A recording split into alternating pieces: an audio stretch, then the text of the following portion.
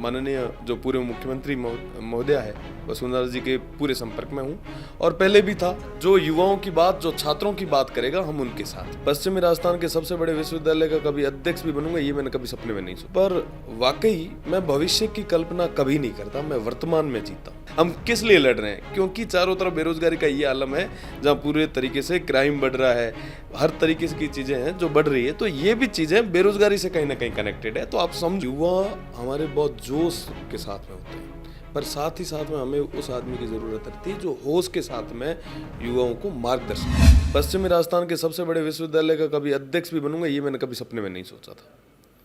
मुझे साथियों का सहयोग रहा, समर्थन रहा और उनकी बदौलत मैं आज यहाँ पे खड़ा हूँ। पर वाकई मैं भविष्य की कल्पना कभी नहीं करता, मैं वर्तमान में जीता हूँ।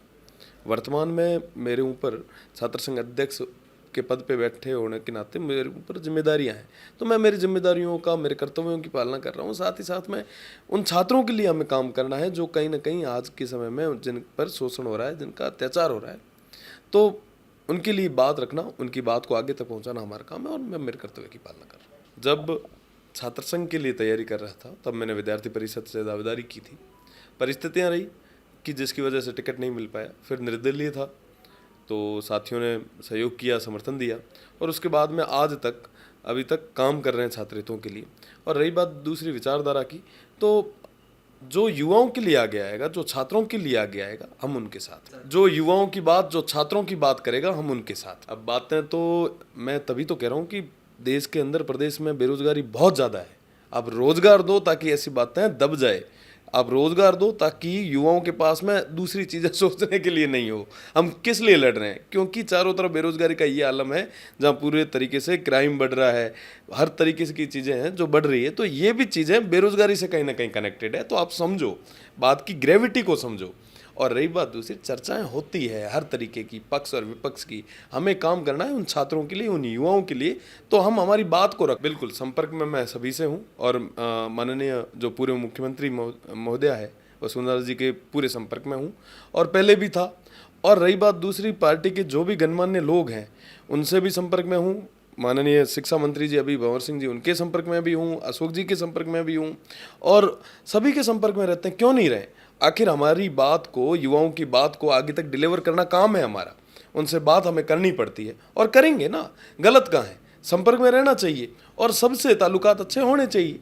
कहीं ना कहीं अब मैं आपको बता दूं, जब कभी बात आती है प्रदेश के युवाओं की, अगर आपके ताल्लुकात ही नहीं होंगे तो आप बात किससे करोगे? तो बात करने के लिए कहीं ना कहीं एक बदलाव की ज़रूरत होती है और हम सभी को कहीं ना कहीं ताल्लुकात रखने हो। मैं आपको बताऊं कि हम सब युवा हैं और ज़िंदगी में मैं पहली बार विधानसभा का घेराव करने के लिए आया हूँ। सबसे बड़ी चीज़ होती है कि आप मतलब एक्सपीरियंस कितना है आपको, ठीक है? युवा हमारे बहुत जोश के साथ में होते हैं, पर साथ ही साथ में हमें उस आदमी की ज़रूरत रहती है जो होश के साथ में युवाओं को मार्गदर्शन दे। देखो साहब, जब युवा का अगर उल्टा करें तो वायु होती है, और वायु जब अपनी रफ्तार में आ जाती है या बिगड़ जाए तो बड़े बड़े तूफानों का रुख मोड़ देती है।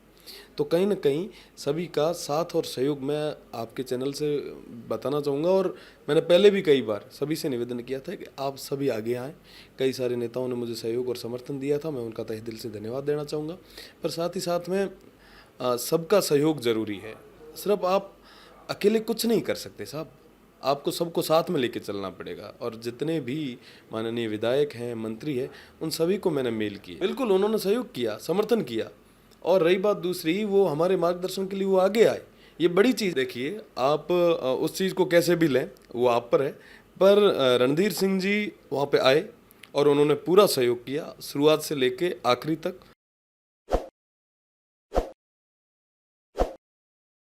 ताज़ा खबरों के लिए विजिट करें द फैक्ट इंडिया की वेबसाइट और डाउनलोड करें द फैक्ट इंडिया ऐप।